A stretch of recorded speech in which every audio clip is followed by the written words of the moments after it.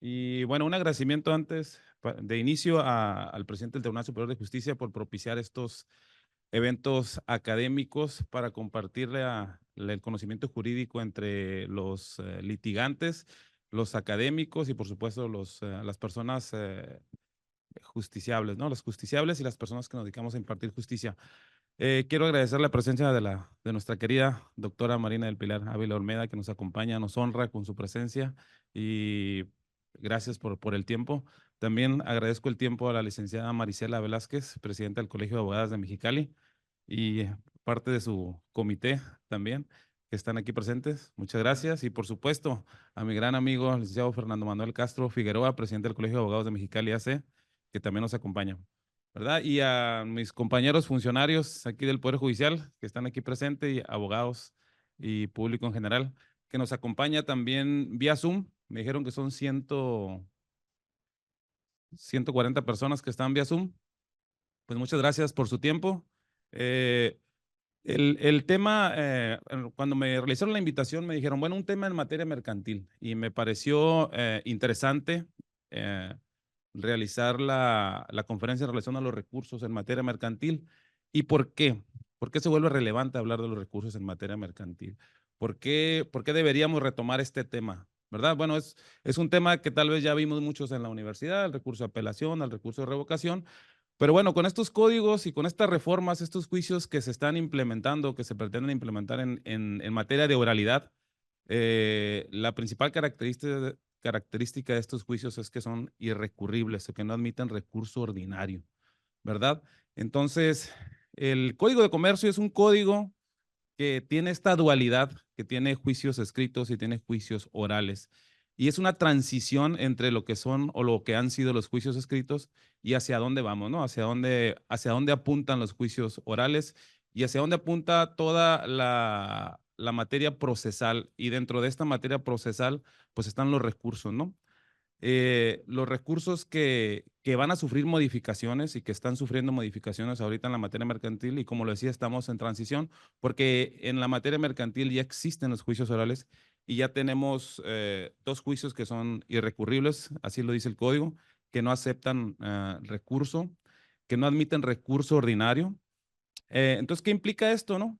¿Qué implica? Que las determinaciones ya no las podemos modificar de ninguna forma, que las determinaciones, aun cuando sean omisiones o cuando sean cuestiones de de mera forma, no se pueden ya modificar, no se pueden alterar, no se pueden corregir, o que actuaciones que no sean, que no reúnan los requisitos de validez que marca el mismo código, ya no se puedan validar o nulificar. Pues no necesariamente, ¿no? El código en estos juicios orales nos da ciertas herramientas o ciertos recursos para no sujetarnos a esta, digamos, inamovilidad en las resoluciones. Lo que se pretende es que los juicios sean ágiles, que sean más rápidos y suprimir algunos recursos. Eh, pero bueno, para entrar en materia voy a iniciar con algunos conceptos básicos, porque sé que algunos alumnos están por ahí en Zoom, de los 140 personas que están vía Zoom. Voy a iniciar dando un repaso en relación a lo que deberíamos entender por recurso y enfocarme a la materia mercantil, ¿no? ¿Cuándo podríamos decir que estamos ante un juicio o ante un asunto que debería ventilarse en las vías o o en los juzgados mercantiles, ¿no? Bueno, esta es la primera lámina, este es el tema y aquí estamos, ¿no? ¿Qué es un recurso? Podríamos decir que el género son los medios de impugnación, ¿no? O medios impugnativos, dicen los doctrinistas, ¿no? Entre ellos encontramos diversos tipos de herramientas jurídicas. Un tipo de medios de impugnación son los recursos, y los que el código regula o los que tiene ordinariamente regulados son el recurso de apelación y el recurso de revocación. Y el de reposición, que el de reposición es la revocación en segunda instancia, ¿no? Contra los autos que se dictan en segunda instancia se pueden, digamos, revocar mediante el recurso de reposición.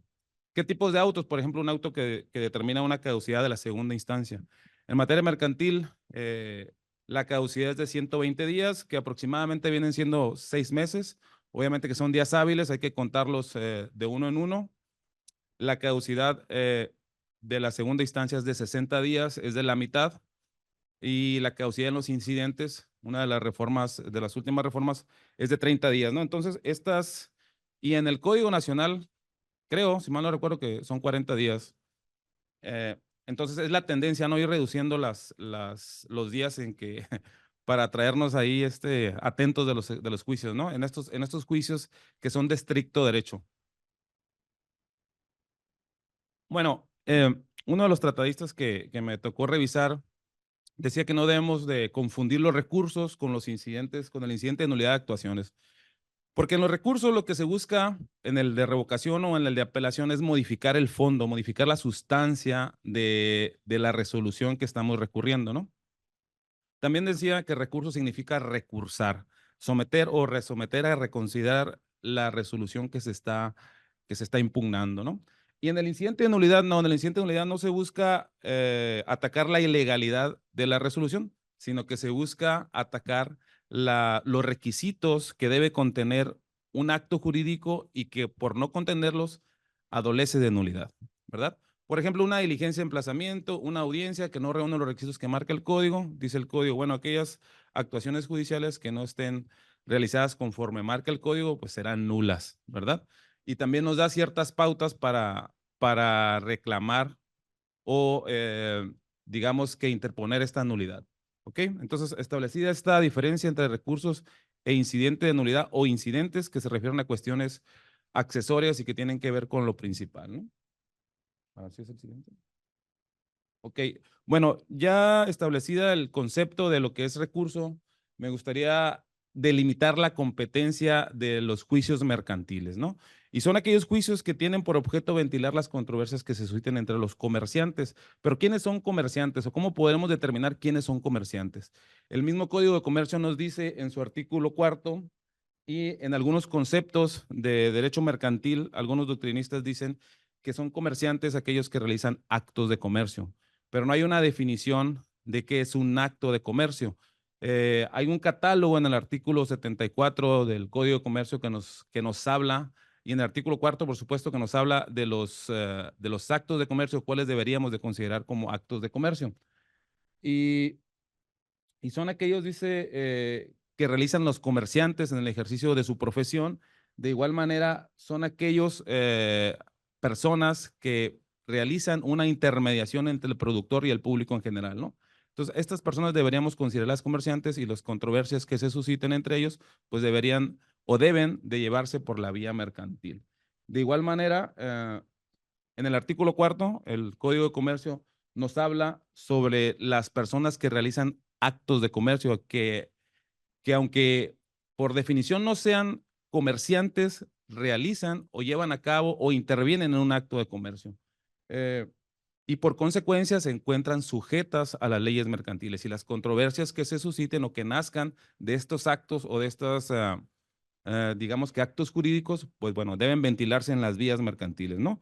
¿Y cuáles son las vías? Pues las voy a ver más adelante, pero son la ordinaria, la oral, la ejecutiva mercantil oral y la especial mercantil. ¿Ok? Muy bien, en el artículo 75, el código también nos vuelve a decir, debemos de considerar como actos de comercio estos que están aquí enumerados, ¿no? Todas estas fracciones. Y cualquier conflicto que se suscite en relación a estos actos debe ventilarse por la vía mercantil y entre los que destacan son aquellas adquisiciones o enajenaciones, como dice la fracción primera, que tienen el propósito de especulación comercial. ¿Y a qué se refiere la especulación comercial? ¿Cuándo podemos considerar que estamos hablando de una especulación comercial? Bueno, cuando se hacen con el ánimo de lucro, con el ánimo de obtener una ganancia, ¿verdad? Por ejemplo, yo puedo vender mi casa, pero no la vendo para obtener un lucro. La vendo porque me quiero cambiar, me voy a ir de ciudad, ¿no? Pero si yo vendo mi casa para comprar otras dos casas y esas dos casas para comprar otras tres, o si compro cinco casas para volverlas a vender con el propósito, perdón, de obtener una ganancia, entonces sí estoy realizando un acto de comercio, ¿no? Y la última fracción nos dice que las de la naturaleza análoga también, ¿no? Por supuesto, las sociedades mercantiles, las compras y ventas de bienes inmuebles, cuando se realizan con este propósito de especulación comercial, los relativos a contratos y obligaciones del Estado, créditos corrientes, eh, todas aquellas que se encuentran contenidas en la Ley General de Títulos y Operaciones de Crédito, por supuesto, los títulos de crédito. No las enumeré todas aquí, pero el Código de Comercio nos da este catálogo, ¿no?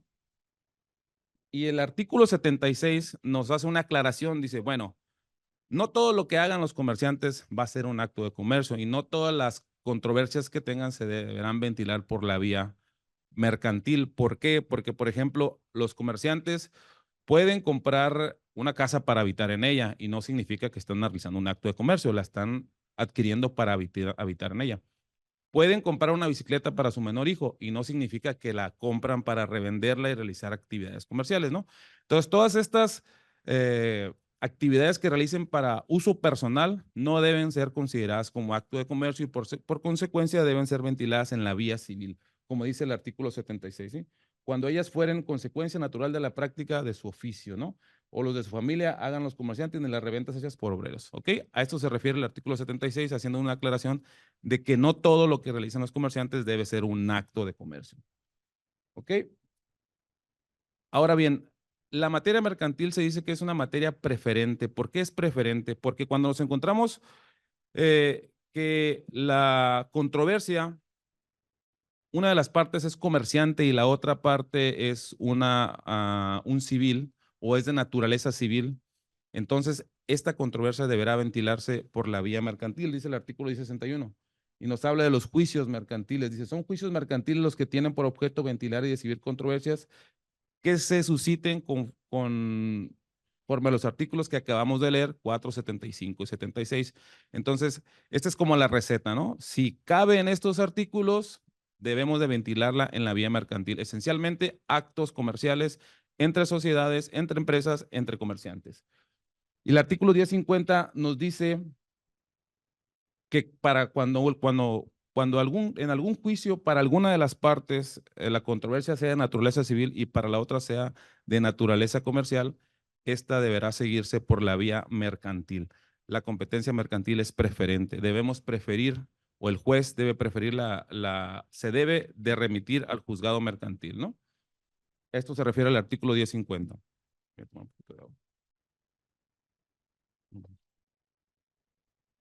Perdón.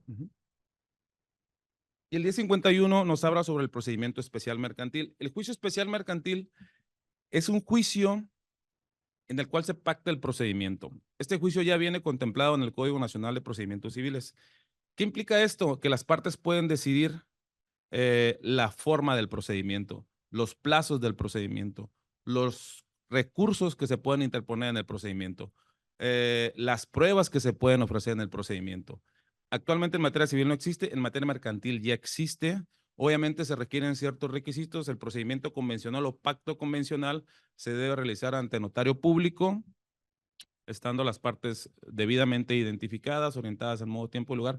Todas estas cuestiones que deben de realizar los notarios y debe de pactarse el procedimiento convencional, es decir, el término para contestar la demanda, las pruebas que se pueden ofrecer, los recursos que se pueden ofrecer y, por supuesto, respetando en todo momento las formalidades esenciales del procedimiento.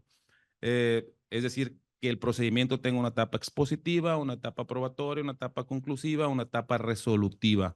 Es decir, respetando las formalidades esenciales que se encuentran reglamentadas desde la Constitución. ¿Verdad? A esto se refiere el procedimiento convencional o pacto convencional, que también es preferente y está contemplado en el artículo 1051 y en los subsecuentes. ¿Qué le dice, Tabo? ¿Le acabó la pila? ¿Se le acabó la pila o...? Sí.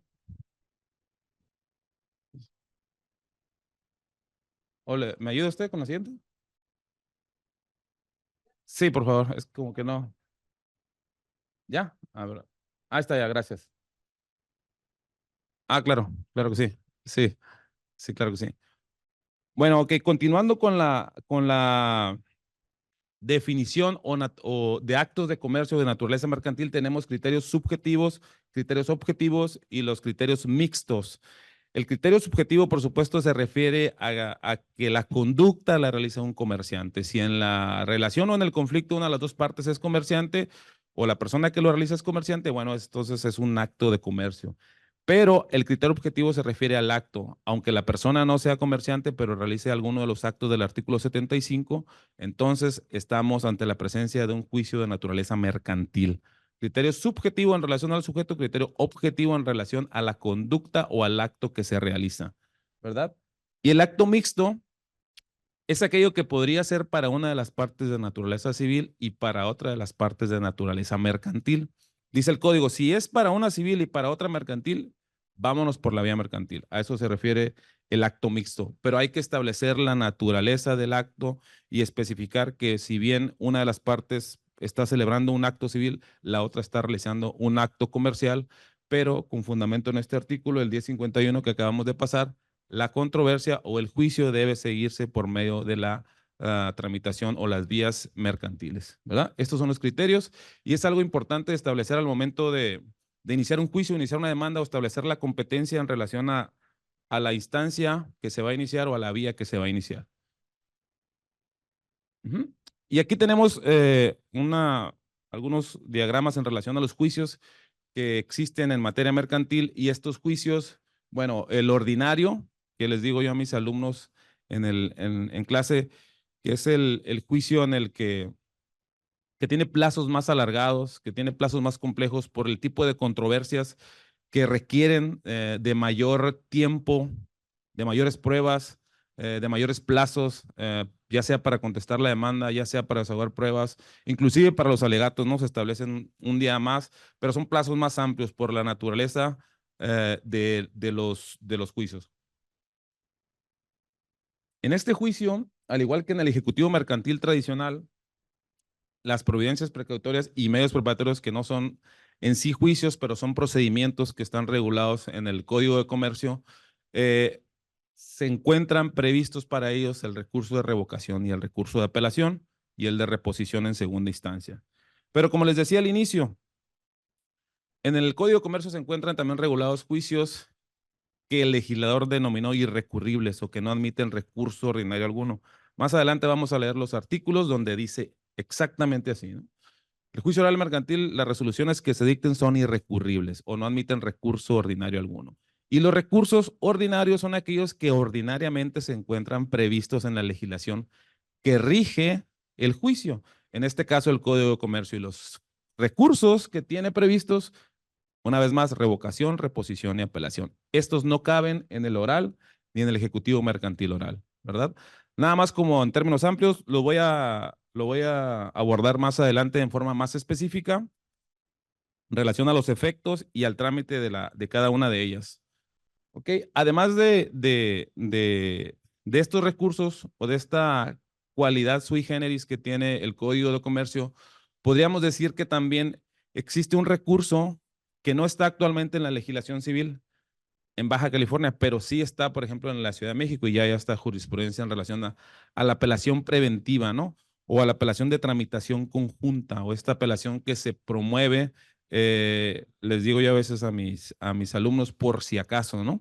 Que pudiera o no expresarse agravios en la definitiva, pero que de inicio ya estamos diciéndole al juez, fíjate que esta resolución pudiera causarme un agravio, quiero decirte que la voy a apelar preventivamente.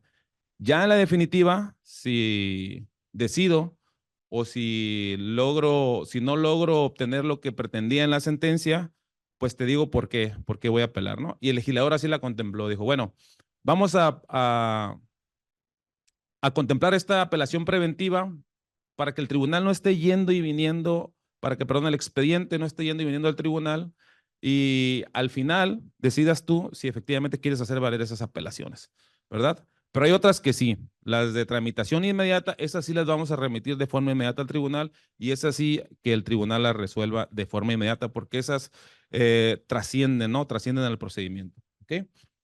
Bueno, voy a continuar con la revocación, ¿verdad? Con lo más sencillo, ¿no? La revocación. Por supuesto, todos sabemos que la revocación, que es el recurso que se interpone ante la misma autoridad para que ésta modifique o revoque la resolución que se está impugnando o reforme, dice el código, en el caso de la apelación. Y el trámite es muy sencillo, ¿no? Aquí está en el artículo 1334, 1335, y nos habla de que son 3 días para interponer la revocación, 3 días para que se desahogue la vista y se deberá resolver en el mismo término, ¿no? Y el artículo 1334 dice que se llama reposición a la revocación de la segunda instancia. Y lo comentaba hace un momento, ¿no? Cuando, por ejemplo, ¿qué auto, no? Este auto que decreta la caducidad en segunda instancia podría ser un auto que se apele, perdón, que se busque reponer o que se pueda, que haga procedente el recurso de reposición. Eh, Hay un principio que dice que el juez no puede revocar sus propias sentencias, ¿no? Luego entonces, la revocación no procede contra las resoluciones de interlocutorias ni definitivas, ¿verdad? Estas tienen que ser modificadas, revocadas o reformadas por un tribunal superior de justicia, ¿verdad? En este caso, aquí en Mexicali, pues son salas civiles quienes se encargan de revisar estos recursos de apelación que se interponen en los juzgados mercantiles y quienes resuelven al final, ¿no? Este sería el trámite del recurso de revocación, es un trámite muy sencillo, reposición en segunda instancia y ya, ¿no? Aquí lo dejo. Hay un recurso también que tiene contemplada la legislación mercantil que se llama el recurso de aclaración de sentencia, pero no, así lo tiene contemplado el código, pero no debería ser considerado como un recurso porque como lo comenté al inicio, estos tienen por objetivo eh, modificar el fondo, modificar la sustancia y el recurso de aclaración de sentencia no tiene estos efectos. Como lo dice el concepto que está en la pantalla, solamente sirve o se debe utilizar para aclarar palabras contradictorias, ambiguas o obscuras, ¿no? O por ejemplo, errores de dedo, ¿no? Errores en lugar de pesos, dólares, o en lugar de 1100, cuestiones gramaticales, Vázquez con S, Vázquez con Z, cosas que se pueden subsanar sin modificar el fondo.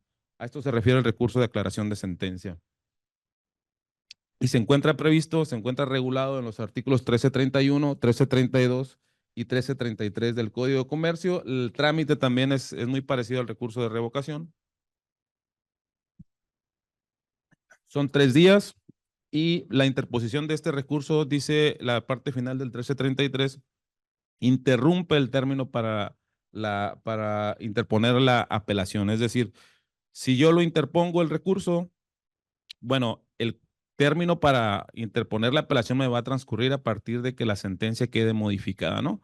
Son 3 días y si me resuelven otros 3 días, pues son los que se le aumentan al término para interponer la apelación, como dice la parte final del 1333. Eso es como lo interesante de este artículo, ¿no? Que interrumpe el plazo, ¿no? No transcurre el plazo para la interposición de la apelación. Eh, bueno, la procedencia de la apelación. Ya nos brincamos a la apelación. Ya estamos en la apelación. ¿Cuándo procede el recurso de apelación? ¿Ante qué juicios procede el recurso de apelación? El Código de Comercio tiene delimitada esta procedencia en relación a la cuantía y nos dice que el 1339 nos establece una cuantía específica para la procedencia del recurso de apelación y esta cuantía anda alrededor de 851,000 pesos. Ahorita más adelante la vamos a leer. Pero también dice el 1339 bis, dice los asuntos de cuantía indeterminable siempre serán apelables. Pero ¿cuáles son los asuntos de cuantía indeterminada? ¿Cuáles debemos de considerar que son asuntos de cuantía indeterminada y por consiguiente procede o la procedencia o se procede la apelación, ¿no? Estos asuntos, por ejemplo, una terminación de contrato, un cumplimiento de contrato, una rescisión de contrato o alguna en la que no se reclama una prestación que sea cuantificable en dinero. Si nuestra prestación o si nuestro juicio tiene cuantía, significa que debemos revisar el artículo 1339 y ver y estar seguros de que no excede o de que excede para la procedencia, ¿no? Bueno, me voy a adelantar bueno. ¿Y cuáles son en qué vías se deberán tramitar los asuntos de cuantía indeterminada? El artículo 1377 nos habla de que todas las contiendas entre las partes que no tengan señalada tramitación especial en las leyes mercantiles se ventilarán en el juicio ordinario, ¿sí? También se tramitarán este juicio siempre que sean susceptibles de apelación. Es decir, que no exista un trámite, por ejemplo, para los ejecutivos para los títulos de créditos tenemos la vía ejecutiva mercantil. Para el juicio especial, para el pacto convencional tenemos el juicio especial mercantil. Entonces, todos aquellos que no quepan o que no tengan un trámite especial, por ejemplo, juicio ejecutivo mercantil oral, los títulos de crédito o los documentos que traigan aparejada ejecución y cuyo monto sea superior al del 1339, pues deberá ventilarse en la vía ejecutiva mercantil oral. Entonces, estos tienen un trámite o una vía especial.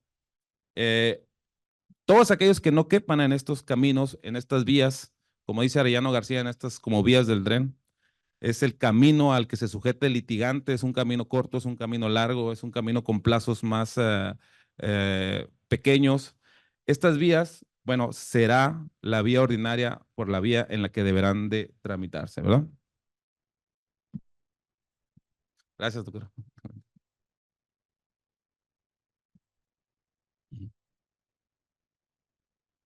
Gracias.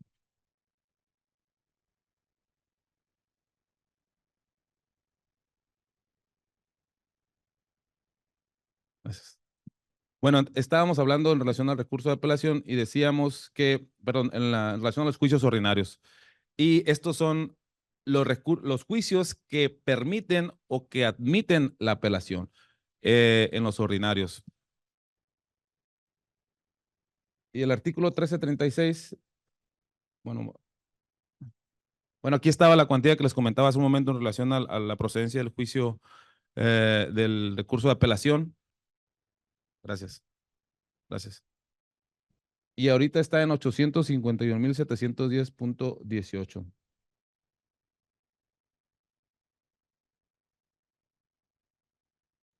La, este es el monto para que proceda la apelación. Si son de monto inferior, bueno, obviamente son irrecurribles y serán ventilados en la vía oral mercantil. Entonces existe esta dualidad en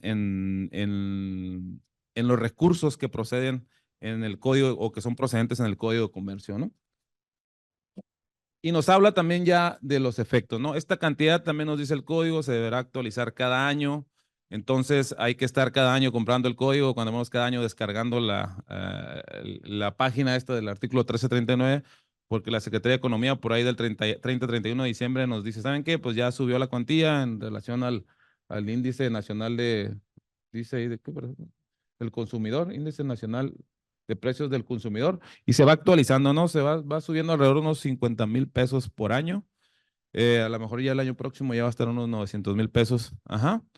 Y así, ahí nos vamos a ir. Entonces, obviamente, antes de interponer el recurso de apelación o antes de, si estamos en un juicio, antes de iniciarlo, pues debemos revisar el 1339, ¿no? Obligado.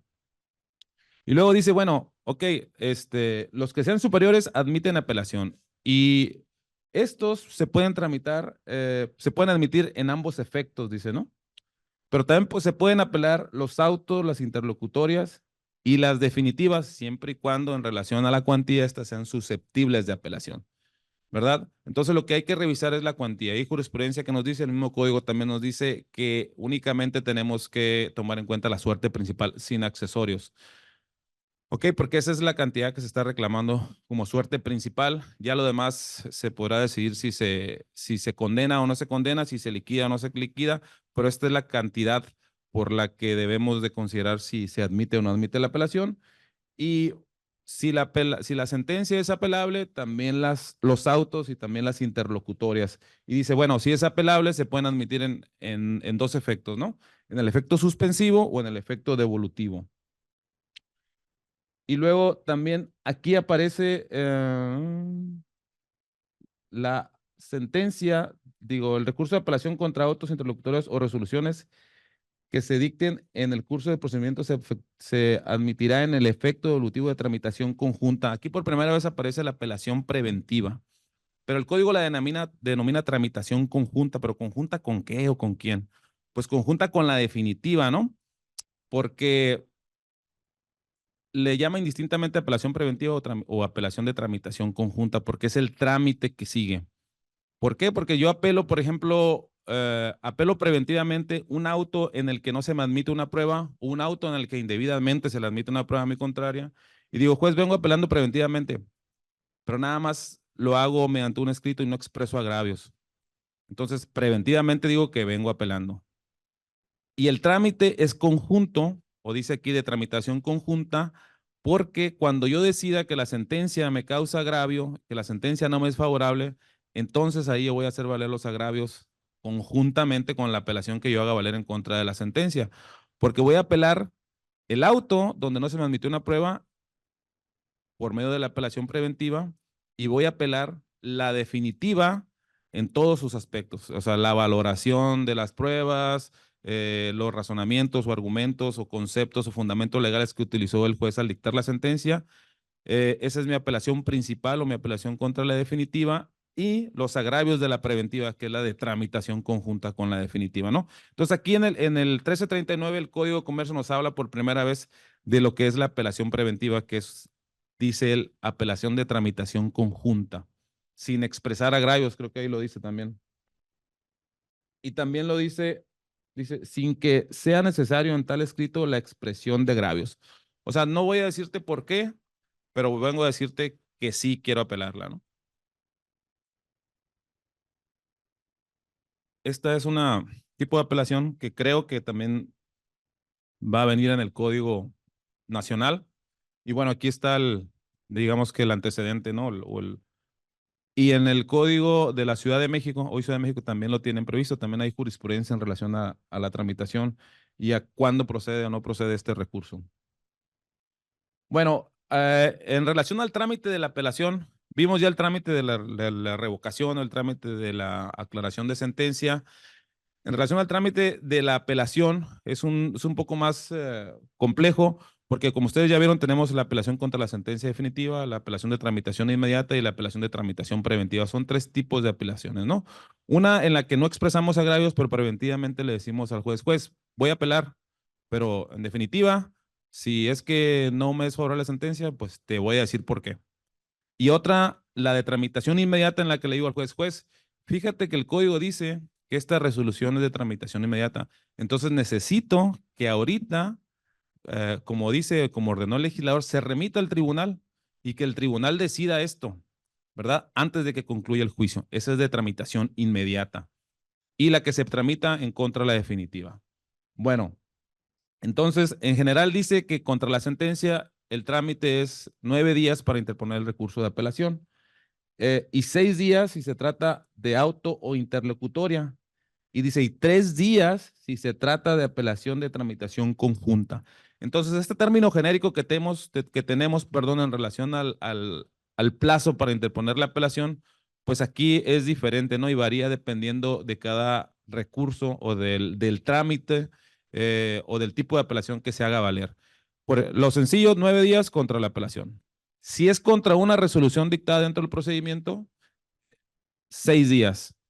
Pero si es un auto que el código nos dice que es de tramitación preventiva, dice el código, son 3 días, como un recurso de revocación, porque no merece, digamos que mayor argumentación, ¿no?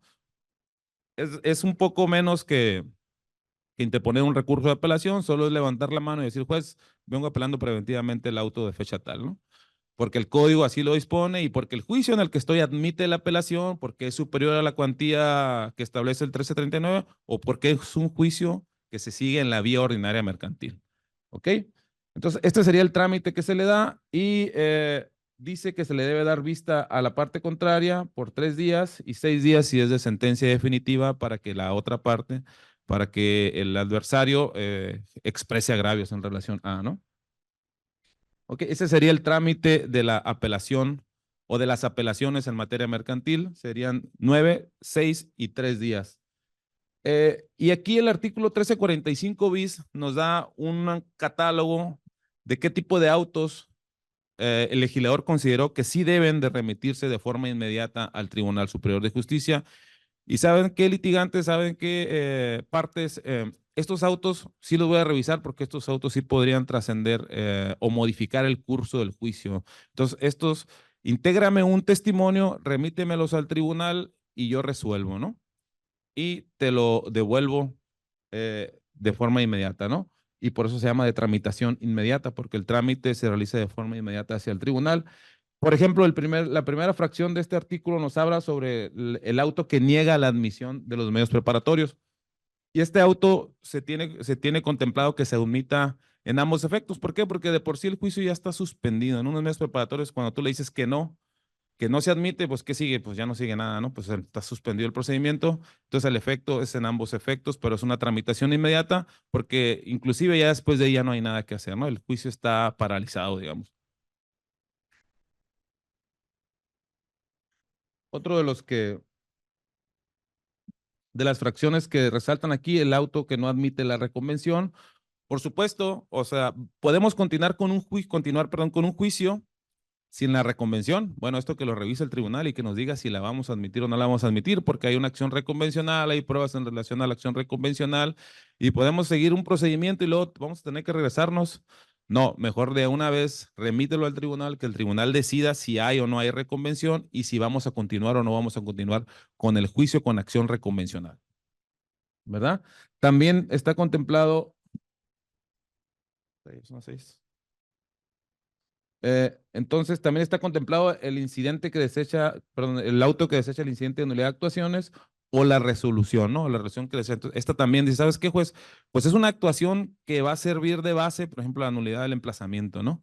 O sea, me estás diciendo que me estás desechando el incidente y yo considero que me estás violando algunas garantías muy, muy importantes. Entonces, ¿sabes qué? Esta resolución debe ser revisada de forma inmediata por el tribunal. Remítela y que el tribunal lo resuelva. O la resolución, está bien, te admito el incidente de nulidad, pero en la resolución de la interlocutoria te digo que es infundado, improcedente, ¿no? Otro auto, por supuesto, las excepciones procesales, el auto donde se tenga por contestada la demanda o no la reconvención, la rebeldía o un auto en el que se suspende el procedimiento, ¿verdad? Otra, todos aquellos autos que se dictan en ejecución de sentencia una vez que se dicta la sentencia y que pueden causar algún agravio, ¿no? Y también la última fracción nos habla sobre la resolución del artículo 1148 que se refiere a la recusación, es decir, aquellos procedimientos que se siguen cuando se teme o se cree que el juez puede estar afectado, estar afectada su imparcialidad, ¿no? Por estar ubicado en alguno de los supuestos de la recusación. ¿Ok? Ujú. Bueno, la apelación preventiva, perdón. Es lo que acabo de explicar hace rato, se apela preventivamente sin expresar agravios, es decir, nada más se manifiesta al juez que se está apelando, se deja constancia de ello y al final se expresan agravios. Si no se expresan los agravios, esta apelación se tiene por no interpuesta, ¿no? No se entra al estudio obviamente de ella, ¿no?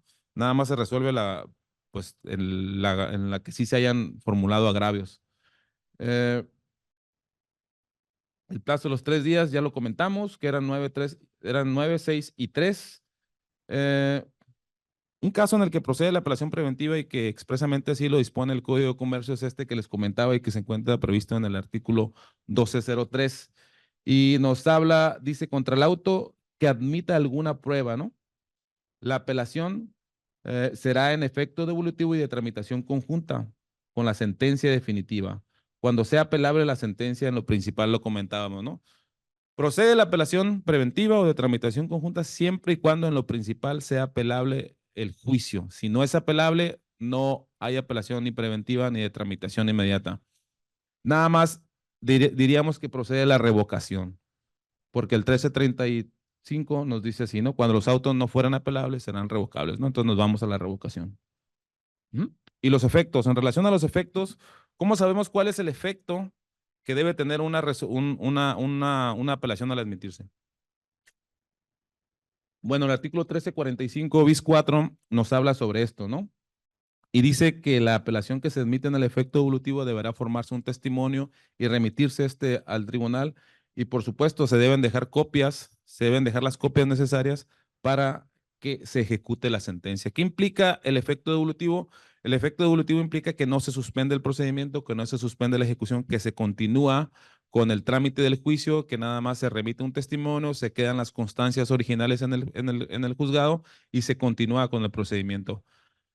En relación a esto, ahorita tengo una jurisprudencia más adelante que está interesante, ¿verdad? Y la apelación dice que se admiten ambos efectos, dice el código, suspende la ejecución.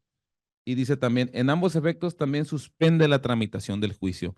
Eh, por lo regular, la apelación en estos efectos se admite siempre que, que el juicio con la resolución que se dicta de cualquier forma está suspendido, ¿no? Por ejemplo, la definitiva, ¿no? La definitiva, pues ya concluyó el juicio. Si te ponemos la apelación en contra de la sentencia, pues ya nada más queda la ejecución, pero el procedimiento ya terminó. Si se admiten ambos efectos en contra de los medios preparatorios, en el auto que niega la admisión de los medios preparatorios, pues el juicio ya está suspendido, ¿no? Entonces, por lo regular, esa es la lógica que sigue el legislador. Pero hay una tesis que vamos a ver más adelante. Este nos habla de en qué casos debe de estimarse que procede la apelación en ambos efectos, ¿no? Y dice, se admitirá la apelación en un solo efecto las apelaciones en los casos que no se haya prevenido expresamente que se admiten en ambos efectos. Es decir, para que proceda la apelación en ambos efectos, que suspenda el procedimiento, que suspenda la ejecución, debe haber disposición expresa del código. Si el código no lo dice así, entonces la apelación será con efecto devolutivo, sin suspensión, sin detener la ejecución. A eso se refiere este código. Y bueno, entonces, ¿es un efecto o el otro nada más? Si el código dice que es en efecto devolutivo, ya no hay manera de que yo suspenda la ejecución. Si el código dice que mi recurso únicamente se admite en el efecto devolutivo, o sea, no puedo suspender yo el lanzamiento, no puedo suspender yo la ejecución, no puedo suspender yo el remate o no puedo suspender la escrituración de un bien que se está rematando. Este también es una innovación del Código de Comercio y el 1390 bis, perdón, el 1345 bis 8 nos habla sobre esto, ¿no? Dice pues, que se puede modificar el efecto en el que se admite una apelación, ¿no? Si yo considero, o si alguna de las partes considera que el admitirse el recurso en el efecto devolutivo causa un daño irreparable o de difícil reparación, debo yo argumentarlo y acreditarlo así al juzgador y para que éste cambie el efecto, ¿verdad? Entonces, de tener yo un efecto que no suspende, que no suspende el procedimiento, que permite la ejecución, lo puedo yo cambiar a uno que sí me suspenda la ejecución, a uno que sí suspenda la continuación del procedimiento. Y me dice el legislador, bueno, cuando de esto se pueda derivar un daño irreparable o de difícil reparación, la apelación que procede en el efecto devolutivo se admitirá en ambos efectos si el apelante lo solicita al interponer el recurso, señalando los motivos por los que se considera el daño irreparable o de difícil reparación. Obviamente esto se debe de someter a consideración del juzgado y el juzgador dice, bueno, ¿sabes qué? Sí. O sea, de esto se puede derivar un daño irreparable porque vamos a lanzar a las personas que están en el domicilio, porque vamos a adjudicar una casa, porque vamos a desposeer de sus bienes o de sus posesiones al demandado, ¿no? Entonces, ok, puede derivarse un daño irreparable o de difícil reparación, pero dice el código, está bien, no basta con que tú lo digas y no basta con que lo pidas y con que yo te lo crea o me lo acredites. También tienes que exhibir una garantía. Esto funciona muy parecido al amparo, ¿no? Que tenemos que exhibir una garantía para la suspensión.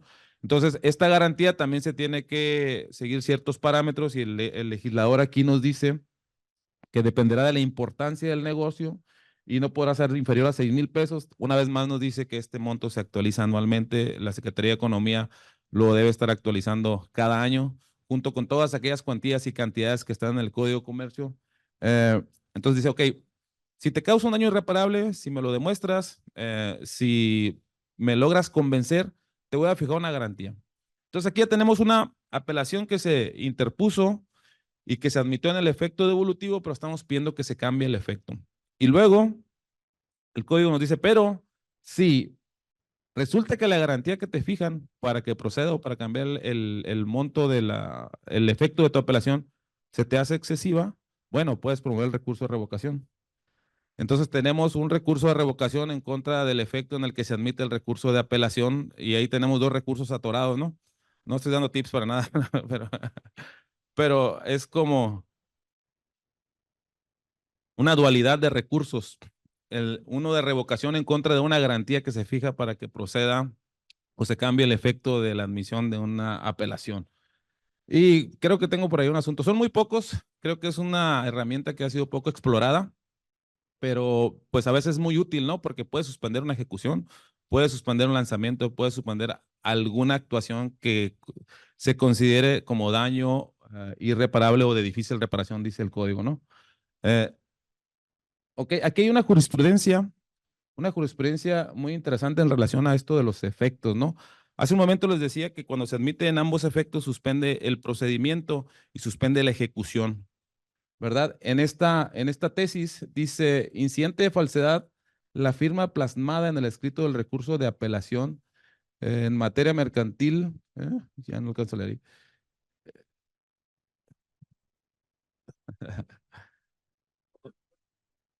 Ajá.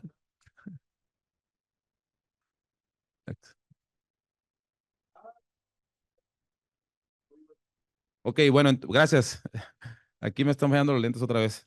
Bueno, en relación a esta tesis nos habla de que si interponemos el incidente de falsedad del recurso que se interpone y que se admite en ambos efectos, es decir, que suspende, esto no significa que el juez no deba conocer del incidente de falsedad. Dice, ok, suspendo la ejecución, pero dice ahí al final que no se suspende el conocimiento del incidente.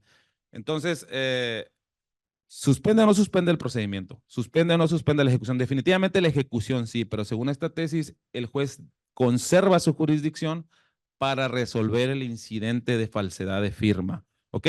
Podríamos decir que esta es una excepción a la suspensión del procedimiento cuando la apelación se admite en ambos efectos, porque no se suspende la jurisdicción del juez. Si bien el procedimiento se encuentra concluido con sentencia, pues aún existe cuestiones que no tienen que ver con el procedimiento, pero que sí el juez puede atender como este incidente de falsedad de firma según esta tesis, ¿verdad? Ahí lo subrayé, pero bueno, aquí los lentes ya no me dan para eso. Pero bueno, yo se las dejo ahí, que me ayudas, pero nada más con lo negrito. Así que está. ¿Desde arriba? No, no, nada más lo negrito.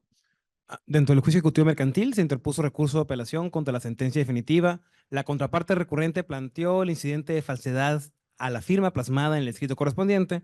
El juez de origen declaró fundada la incidencia y contra esa decisión se interpuso nuevamente recurso de apelación, argumentando que corresponde al tribunal de alzada resolver el incidente y no al juez natural, al estar limitada su actuación al examen preliminar en cuanto a su trámite. Sin embargo, la sala confirmó la sentencia al considerar que el juez de origen es competente para tramitarlo y resolverlo.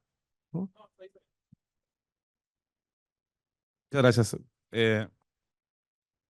Pues sí, bueno, entonces no suspende el conocimiento o la jurisdicción del juez cuando se admiten ambos efectos. Significa que conserva la jurisdicción, cuando menos según esta tesis, para resolver el incidente de falsedad de firma que se interpone en contra de la firma plasmada en el recurso de apelación. ¿Sí? Es muy específica, ¿no? Dice, ¿sabes qué? Pues, creo que se refiere más a un tecnicismo en relación a que la sala no tiene o no asume jurisdicción para resolver el incidente, que esta jurisdicción le corresponde al juez de primera instancia y esto no suspendería, digamos, el procedimiento porque el procedimiento se encuentra concluido, pero podría decirse que esta es una excepción a la suspensión del procedimiento o a la suspensión de la jurisdicción que asume el juez cuando se admite el recurso de apelación en ambos efectos. ¿Ok? Bueno, hablaba al inicio de la sesión de los juicios que son irrecurribles y les comentaba que en el Código de Comercio es como una probadita de lo que va a ser el Código Nacional, ¿no? Y nos dice, bueno, ¿sabes qué? En el juicio oral mercantil no procede recurso ordinario alguno. Y les decía al inicio, ¿cuáles son los recursos ordinarios? Bueno, son aquellos que ordinariamente se encuentran previstos en la legislación que rige el acto. ¿Y cuáles son aquellos? Pues lo vimos al inicio, ¿no? El de apelación y el de revocación. Estos no se admiten en el juicio oral mercantil y siguen esta lógica jurídica, ¿no? Pero dice, bueno, no obstante lo anterior, estamos conscientes de que pueden darse, digamos que errores de dedo o irregularidades u omisiones que llegasen a presentar para la sustanciación del juicio oral y para el solo efecto de regularizar el procedimiento, las partes pueden solicitar al juez de manera verbal en las audiencias que se subsanen, ¿no? Esto es lo que a veces o comúnmente se conoce como el dando cuenta, ¿no? O la regularización del procedimiento o la ampliación de algunas cuestiones que no fueron, digamos, atendidas, ¿no? Por ejemplo, ¿qué podríamos decir que podría ser objeto de regularización del procedimiento? Digamos que se ofrecieron dos testigos, pero nada más se pronunció sobre uno Entonces, oye, juez, fíjate que te pido que normes el procedimiento porque te pronunciaste sobre un testigo, pero yo ofrecí dos. Ah, bueno, sabes que a efecto de regularizar el procedimiento se procede a proveer en relación al testigo de nombre tal y se admite, ¿no? Pero, por ejemplo, es diferente si se ofrecen dos testigos y se dice, bueno, la testimonial a cargo de fulanito se admite, pero la a cargo de Juan Pérez no se admite toda vez que se ofreció, con su domicilio se encuentra fuera del estado y debió haberse pedido la ampliación del periodo probatorio, exhibirse la garantía, darse vista a la parte y todos estos requisitos que establece el Código de Comercio para hacer una prórroga en el juicio, en el periodo probatorio, ¿no? Ahí hay un pronunciamiento ya en relación a esa testimonial. No hubo una omisión, entonces no puedo normar el procedimiento diciendo, oye, ¿sabes qué? Oh, sí, cierto, fíjate que, bueno, me equivoqué y debía habértela admitido. No, esta es una decisión de fondo y esta es una decisión que se debe atacar mediante el recurso que corresponda. Si estamos en estos juicios que son irrecurribles, pues no sería la revocación. Tendríamos que esperarnos hasta el amparo directo porque no hay revocación y no hay apelación. ¿Ok? Entonces no sería materia de la regularización del procedimiento o del subsanar omisiones. ¿Ok? Ahí está. Y ahora, en relación a la procedencia de la apelación en estos juicios irrecurribles, no hay forma alguna en la que proceda la apelación. O sea, si yo tengo un juicio oral mercantil o un juicio ejecutivo mercantil oral, definitivamente no procede la apelación en ninguno de los casos. Bueno, esta tesis nos habla en relación a la tercería excluyente de preferencia en materia mercantil. Dice, las prestaciones reclamadas en dicho juicio son de cuantía indeterminada. Perdón, por lo que previamente a impugnar en amparo directo la resolución que le pone fin a aquella, debe agotarse el recurso de apelación. Es decir, si dentro de mi juicio oral mercantil en la etapa de ejecución es un juicio que es irrecurrible, yo estoy rematando un inmueble y dentro de este remate viene un acreedor diverso y me dice, sabes que yo soy preferente, yo tengo preferencia. Y vamos, el procedimiento, se admite la tercería, se ordena notificar, digamos que no se notifica y dentro de la tercería, digamos que caduca, ¿no? Y dice el recurrente, ¿sabes qué? Bueno, vengo a interponer el recurso de apelación. Bueno, pero este es un juicio oral, aquí no cabe la apelación. Bueno, esta tesis nos dice, ¿sabes qué? La tercería es un juicio autónomo. La tercería es un juicio de cuantía indeterminada. Y recuerdan que el ordinario y la procedencia estaba determinada por la cuantía. Si tenía cuantía, procedía a la apelación. Si era cuantía indeterminada, entonces procedía a la apelación. Entonces, eso es lo que dice esta tesis, ¿no? Si la tercería excluyente de preferencia es un juicio autónomo, es un juicio de cuantía indeterminada en el que no se persigue una cantidad específica, sino que se persigue una orden de prelación o de preferencia en relación a un derecho de propiedad, entonces debe estimarse que también que es de cuantía indeterminada y por consiguiente procede o debe proceder al recurso de apelación. Y lo que dice la tesis es que previo al amparo debió haberse agotado la apelación porque es un asunto de cuantía indeterminada. Entonces, si nosotros estamos en asuntos que el Código de Comercio, digamos que les da la cualidad de irrecurribles, pero en ellos se interpone una tercería, estos son juicios autónomos, son juicios independientes que se rigen por las reglas de los juicios de cuantía indeterminada y por consiguiente dichas resoluciones son apelables o admiten la apelación según esta tesis, ¿verdad? Ok. Bueno, otra vez, me estoy secando. Bueno, el 1390 bis nos sigue hablando sobre la apelación. Y dice que se tramitarán en dicha vía los asuntos o todas las contiendas mercantiles sin limitación de cuantía. Esto es en relación a la procedencia del juicio oral mercantil, ¿verdad? Entonces, para que proceda el juicio oral mercantil, debe tener cuantía el asunto. Si yo quiero tramitar un juicio en la vía que no admite recurso, debe ser un juicio con cuantía. Si es de cuantía indeterminada, debe ser en la vía ordinaria y esos admiten apelación. Pero bueno, estamos en los requisitos de procedencia del oral mercantil y nos dice, bueno, debe tener cuantía y las resoluciones que se pronuncien en este juicio no procederá recurso ordinario alguno, ¿no? Dice, no obstante, las partes, una vez más hace la aclaración, pueden pedir que se subsanen omisiones e irregularidades para el solo efecto de regularizar el procedimiento. ¿Ok? Y la competencia, una vez más, nos la asigna el artículo 1390 bis 1 y dice que no se sustanciarán, al igual que en el ordinario, en este juicio aquellos que tengan una tramitación especial y los de cuantía indeterminada.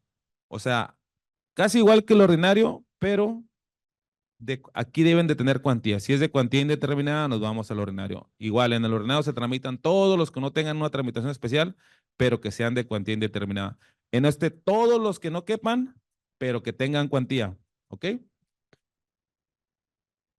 Y aquí tenemos, bueno, una tesis en relación a la jurisdicción concurrente que se tiene en materia mercantil según el artículo 104 de la Constitución en la fracción primera con los juzgados federales, ¿no? Dice la tesis en resumen que cuando no se hace una sumisión expresa de competencia, pues la elección del actor se puede presentar el juicio ya sea en los juzgados del fuero común o en los juzgados federales. La elección dice, debe quedar a salvo el derecho del actor para acudir al tribunal federal o local de su elección. Esto es en relación a la competencia concurrente. Se dice que es concurrente porque concurren dos jurisdicciones en los juicios mercantiles, ¿no? Concurre la jurisdicción local y concurre la jurisdicción federal. Creo que ellos tienen dos juzgados mercantiles y tienen divididos por juicios orales y juicios tradicionales, digamos, ¿verdad? Pero bueno, esta es la tesis que nos habla sobre la competencia concurrente y la posibilidad de presentar nuestros juicios, ya sea en el fuero común o en el fuero federal. Y luego en estos juicios que el código determina como irrecurribles, está regulada el incidente de nulidad. Dice, ok, como lo dije al principio, ¿no? Debemos diferenciar entre el recurso en sí y el incidente de nulidad.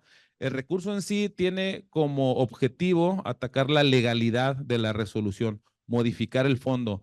Y el incidente de nulidad tiene como objetivo atacar los requisitos, es decir, que se reunieron o no se reunieron los requisitos que establece el código. Y dice, bueno, como este no es un recurso, bueno, no lo dice así, pero como este no es un recurso, sino este ataca la nulidad o de lo que pudiera adolecer una resolución, este sí lo vamos a admitir, ¿no? Pero como son juicios orales, ¿cómo lo vamos a admitir? Entonces son dos trámites diferentes, ¿no? Por ejemplo, el del emplazamiento, ¿no? Y también nos hace la misma salvedad que se hace en materia civil, ¿no?